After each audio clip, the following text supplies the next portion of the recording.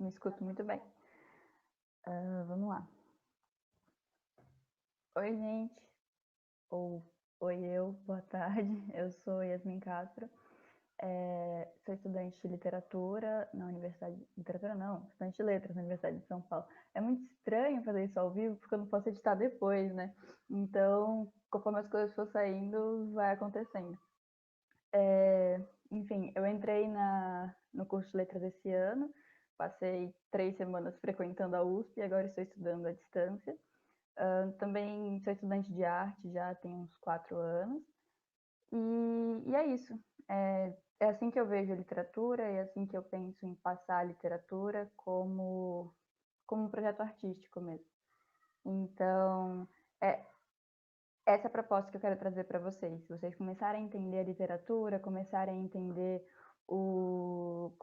as obras que vocês precisam ler, começar a entender os movimentos literários como arte. Nesse sentido, os planos para essas aulas são aulas muito conversadas, sabe? Fazer vocês se verem nos livros, se verem nas obras e começarem a ver a literatura como algo não muito difícil, não muito quadradinho. Apesar de ser cobrado de forma muito séria nos vestibulares, tendo lista obrigatória, etc., eu acho que não é dessa maneira travada que a gente vai conseguir pegar a coisa, sabe? Vou ler um poema para vocês, porque eu gosto de ler poemas, para vocês começarem a se identificar um pouquinho com o que vai ser as nossas aulas. É do livro Raro Mar, do Armando Freitas Filho, e se chama Releitura. Quem relê Drummond é sempre um outro, mesmo os olhos que ganham a cada vez lentes melhores, ou é o olhar que vê por novo ângulo. Poesia de tantos anos não se dissipa, muda de posição, alcance inesperado, matriz na ponta do verso livre. Drummond Dicionário. Em perpétua elaboração se reescreve, até quando de cor ecoa. Livro aberto, que inaugura, iluminando de forma diferente o sentido da página da vida em trânsito. Os verbetes que vão da manhã porosa à noite emparedada. Drummond difere, desfere, divaga, diverso, linha a linha, movendo seu traçado de acordo com a transformação que se imprime em nós. Imprescindível. Escolhi esse poema porque hoje eu quero tratar com vocês de leitura. Eu achei importante a gente começar essa primeira aula falando disso, porque a gente precisa pegar um certo gosto por ler, um certo gosto por se identificar em textos antes de começar a trabalhar com correntes literárias, sabe? Eu poderia chegar aqui e começar a falar com vocês já de trovadorismo, etc., mas eu acho que vocês precisam começar a saber como se identificar nesses textos primeiro. E eu digo isso porque acredito que a leitura, o hábito de ler, ajuda vocês com qualquer matéria dos vestibulares. Eu prestei vestibular para letras, mas eu prestei vestibular em 3 outras áreas, e eu passei em todas ano passado. Inclusive áreas diferentes, exatas, biológicas, etc. E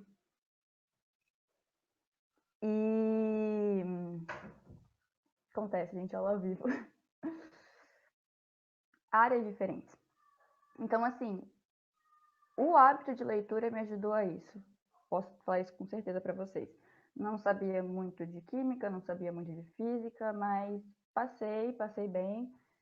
E dou graças a saber conseguir ler e conseguir escrever.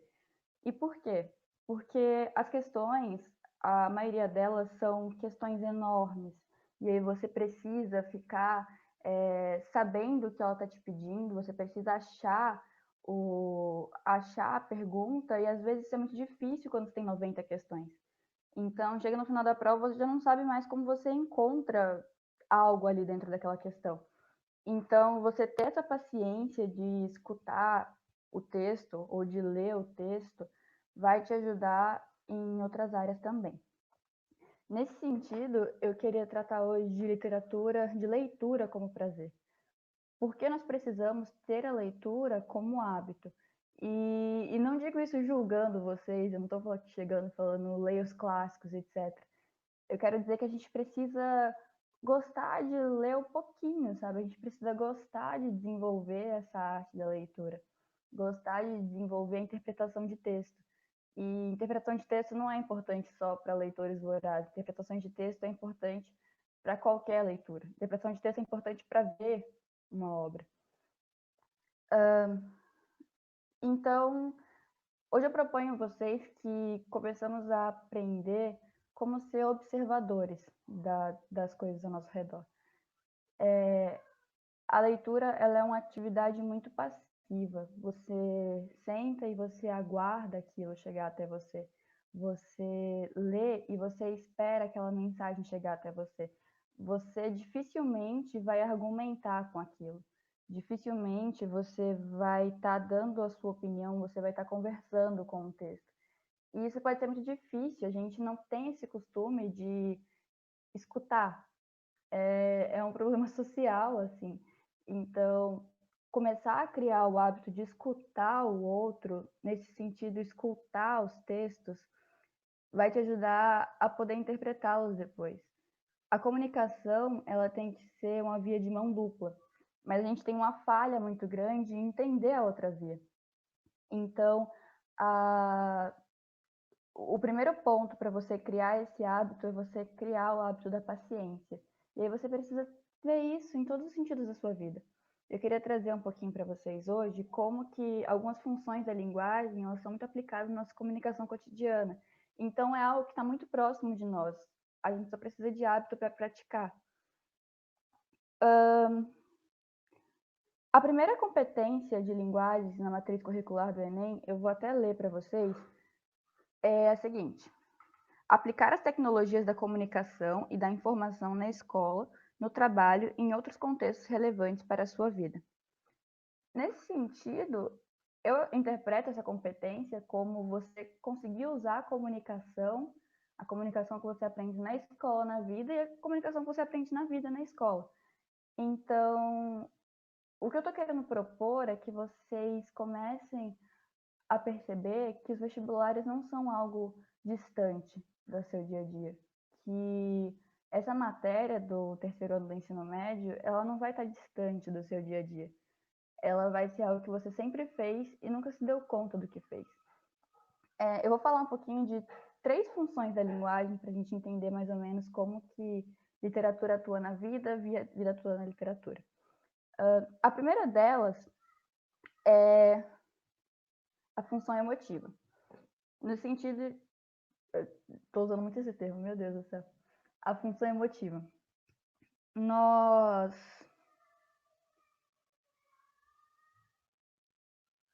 Desculpa, recapitulando. Na função emotiva, a gente trabalha com o juízo de um eu. Então, assim, no dia a dia, a gente pode usar essa função numa conversa como: ai, eu não quero falar assim para me vangloriar, ou eu acho, ou eu penso. Quando você tenta usar essa função, você está querendo trazer algo que você não tem tanto domínio, mas você transforma isso como se você soubesse de tudo. Na literatura a gente vê esse tipo de comunicação em livros muito famosos, por exemplo. Aquele debate grande que a gente tem em Dom Casmurro, se Capitu traiu ou não traiu o Bentinho. Por que isso acontece? Porque ele é um livro em primeira pessoa. Então a gente só vai ter o juízo do narrador naquele livro. A gente só vai ter um juízo de valor. E isso é muito usado no nosso dia a dia. A gente geralmente conversa só com o nosso juízo de valor, só falando das coisas que a gente acha, que a gente acha que sabe. E tenta transformar aquilo em um conhecimento enorme, mesmo a gente não tendo conhecimento algum do assunto. Sabe quando você fala para impressionar? Então, você tenta usar palavras que reafirmam o que você está dizendo para você passar uma ideia de que você tem completa noção. E é isso que acontece em livros como Dom Casmurro, que você tem um narrador em primeira pessoa, usando completamente da função emotiva, fazendo com que a mensagem que ele passa é que a história dele está certa e a verdade dele está certa. Mesmo a gente, às vezes, discutindo até hoje se está ou não. A segunda função da linguagem que eu queria tratar aqui nesses dois âmbitos, tanto no dia a dia quanto na literatura, é a função conativa. Essa função, ela tem um efeito de interação com o outro. E a gente geralmente usa ela intencionalmente. A gente trabalha para usá-la. Por quê? Por que a gente trabalha para usá-la? Quando a gente usa da função conativa, a gente quer que o outro entenda da maneira que a gente entende, ou a gente quer atingir o outro de algum meio. Então, no seu trabalho, por exemplo, você quer transformar a sua fala em algo que convence as pessoas. Muitos de nós hoje em dia trabalhamos com vendas, né, ou marketing, etc. Então a gente aprende desde muito cedo como trabalhar com uma linguagem que atinge o outro. E essa é uma base do capitalismo, né? Atingir o outro para que ele trabalhe a seu favor. A literatura tem um livro que eu separei aqui que eu acho fantástico, mas com certeza tem muitos outros. Mas ele é um livro de uma sul-coreana e o nome do livro é Por Favor, Cuide da Mamãe. E esse livro é fantástico porque, sem querer dar spoiler para vocês, mas no primeiro capítulo ele é todo tido na segunda pessoa. Então, todo o discurso é feito: você fez isso, você foi lá, você fez aquilo e etc. Então, você se sente muito tocado, incomodado pelas coisas que o narrador fala, porque você começa a se entender como narrador daquela história e você começa a se identificar com as coisas que aquele narrador está falando. E é muito mágico a forma como isso acontece, porque você começa a se questionar se você realmente é aquele tipo de pessoa, sabe? Só com uma linguagem diferente. Então, mesmo ele contando uma história na Coreia completamente diferente de você, a identificação ela surge pelo tipo de linguagem, pelos tipos de termos usados, e você é tocado na hora pelaquela narrativa. E a última, a última linguagem que eu quero passar para vocês, ou a última função da linguagem, é a função poética. Na função poética, você tem um foco na mensagem. E é meio difícil entender como que isso é aplicado na vida, sabe? Porque tanto na função conativa, que você precisa trabalhar com isso, na função poética, isso é mais forte. Você precisa muito trabalhar com aquela linguagem para começar a focar só na mensagem. Mas ela é aplicável também. Quando, por exemplo, acontece alguma coisa e aí você fica repassando na sua cabeça aquela mesma situação até você até você criar uma cena perfeita de como aquilo seria, isso é você trabalhar extremamente na mensagem, sabe? Você não está querendo tratar de você não está querendo tratar do outro, você está repassando a situação e criando uma forma ideal daquilo. Agora, no,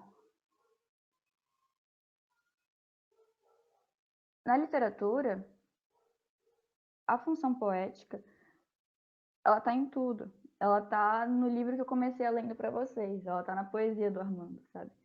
Ela é a base do nosso trabalho. A literatura, ela precisa passar por um processo de foco na mensagem.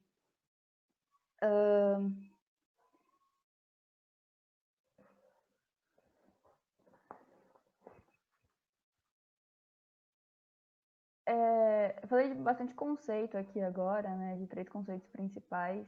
A gente vai voltar a falar sobre eles, eu acho importante que a gente tenha essa noção um pouquinho de funções da linguagem, porque a linguagem, ela vai estar presente na literatura, mas ela vai estar presente no dia a dia. E reforço para vocês, é isso que eu quero passar. Quero passar para vocês que a literatura ela sempre esteve presente. A literatura ela é a base da sua vivência. A gente só precisa, para o vestibular, dar nome aos bois. E você precisa aprender a conversar com os livros, você precisa aprender a escutar, você precisa aprender a interpretar, no sentido de que começar a entender aquilo como algo fácil. A literatura ela tem que ser fácil, principalmente literatura brasileira, que ela é escrita na nossa língua, ela é trabalhada por autores que estão no nosso dia a dia. E você começa a criar uma intimidade com eles, sabe? Conforme o tempo passa. Você começa, às vezes, a questionar um pouquinho o que eles falam. Então, esse hábito é incrível, porque vai chegar um momento que você vai querer falar também. E esse ponto que é importante de se chegar, sabe? Além de ler, além de escutar, depois de escutar, interpretar, você poder ter voz para falar, tá, e agora? Como é que a gente trabalha com isso? Ou o que, que eu pensei disso? Porque isso é extremamente importante. Talvez seja importante para um nível pós-vestibular, mas é importante para você pensar depois o que isso aplica na minha vida. Ou será que eu gosto mesmo disso? Ou qual é a importância e a grandeza disso para mim também? Não só para a literatura, não só para a sociedade, mas qual a importância de se ler Graciliano Ramos para você, sabe? O que você tira disso? Ah, e é muito bom e muito fácil quando você vê também literatura nas músicas. Eu acho que a linguagem poética ou a literatura, ela é uma arte que se envolve muito com a música. Eu acho que é o primeiro ponto de convergência entre duas artes quando se fala de literatura. Então, a música, ela tem isso diretamente, sabe? A despeito da melodia, que é algo que envolve, a melodia ela conversa com a alma humana, você, por vezes, se pega preso na letra de uma música. E isso é estar preso na literatura. Você sabe que tem um trabalho por trás de um compositor, de pensar nas palavras, e pensar nas palavras como elas vão tocar alguém. E o trabalho de um poeta é o mesmo, por exemplo. O trabalho de um poeta é você fazer uma. É você ter a delicadeza de saber como você vai atingir a pessoa da maneira que você quer. Então, quando você lê algo, você precisa ter essa noção de que aquele autor ele quis passar uma mensagem. Aquele autor ele quis falar algo daquela maneira, por isso que ele escreveu daquele modo. E isso não acontece só na poesia também.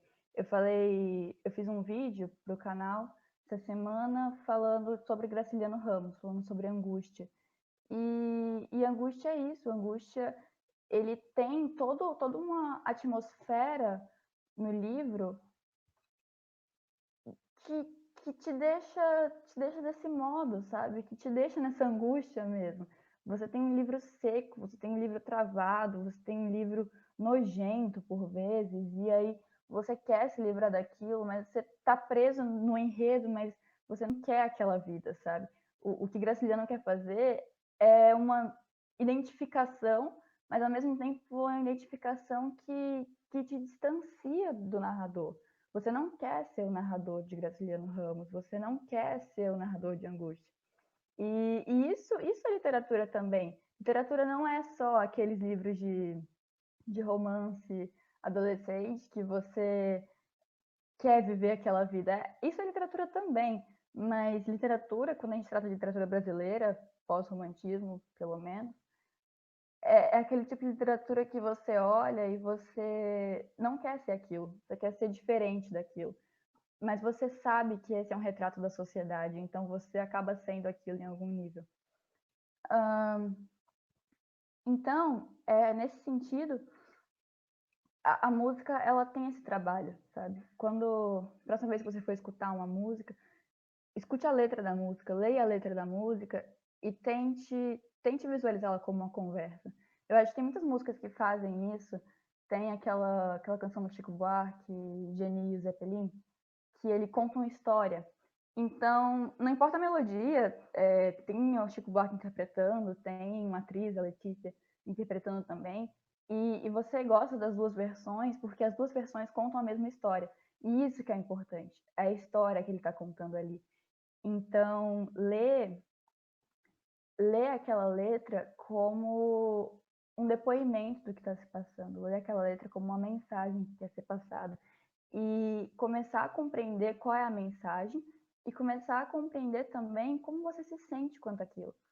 É um processo, assim, em parte, sabe? Mas é um processo que depois que você se torna habituado a fazê-lo, fica muito mais fácil.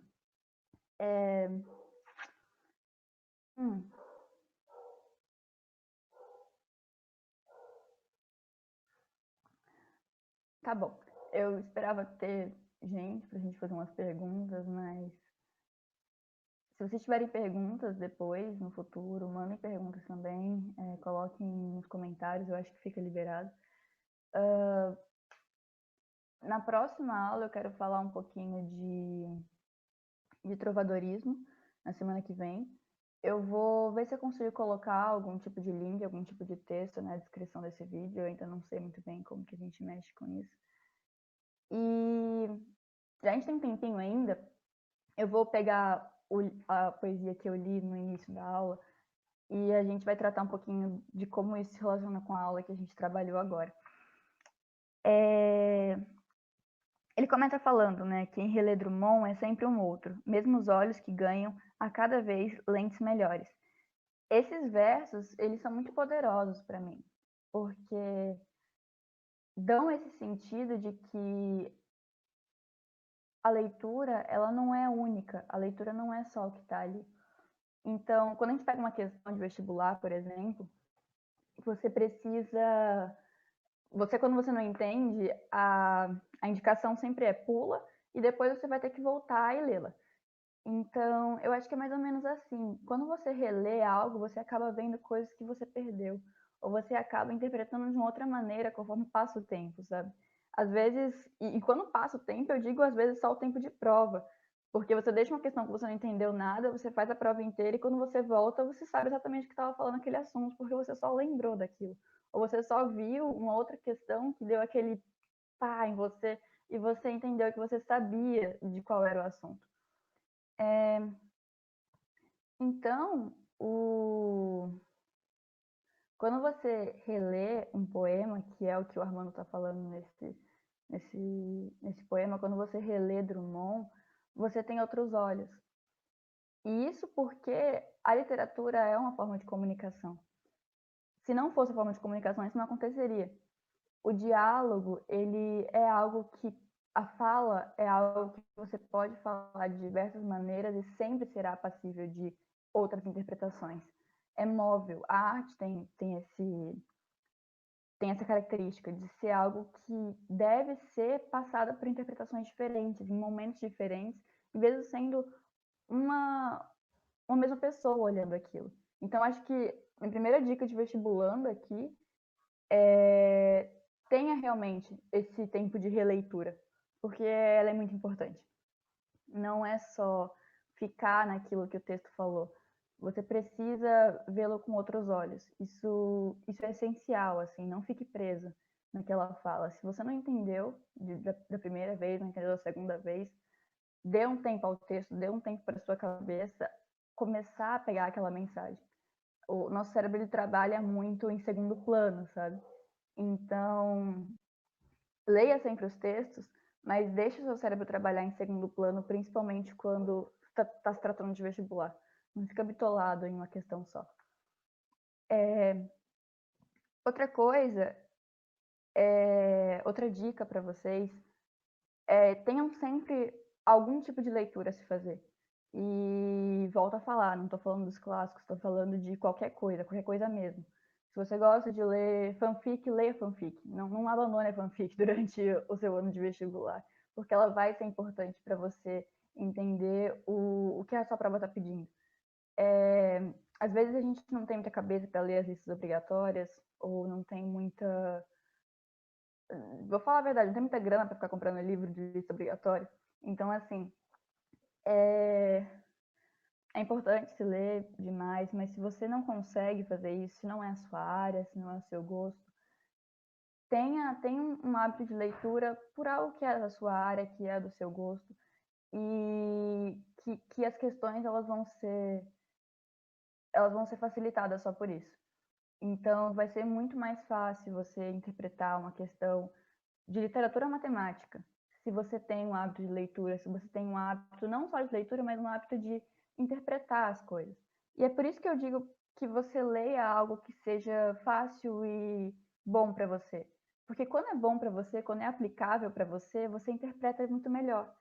Então, na hora que você pegar uma questão de vestibular sobre um assunto que você viu bem superficialmente, mas se você tem um hábito de leitura, você vai resgatar em você aquilo que você viu em algum momento. Porque você vai começar a linkar as coisas do mesmo modo que você linka um assunto que você lê à sua vida. Então, ter esse tempinho, ter esses 20 minutos por dia, 30 minutos por dia, para ler algo que de alguma maneira seja fácil de interpretar, é essencial. É essencial e nunca é tarde demais para começar, sabe, gente? Nunca é tarde demais para ler gibi. Eu adoro ler gibi, eu adoro Turma da Mônica. Eu acho que para mim isso é engraçado, sabe? E ser engraçado me ajuda a descansar a cabeça em algo que de alguma forma está me ajudando também. De alguma forma, ler Turma da Mônica vai me ajudar a entender um pouquinho de sotaque, sabe? Esses dias eu peguei um livro da faculdade e, tipo, na abertura tava um quadrinho do Chico Bento, sabe?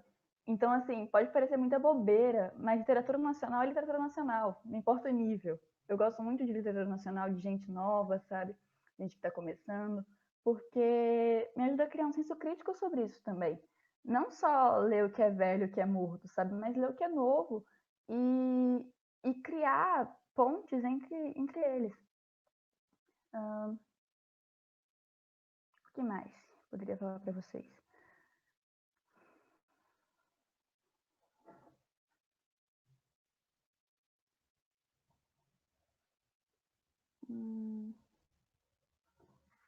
Acho que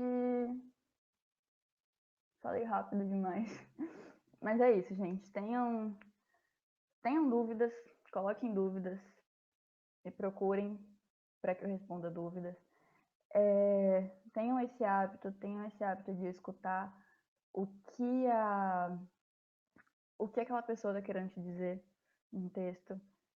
Troquem mensagem com pessoas de verdade, tipo, escrevam e conversem conversas sérias por WhatsApp, porque vocês começam a ter um serviço de interpretação também entre pegar uma mensagem de alguém e ver as nuances daquilo, sabe?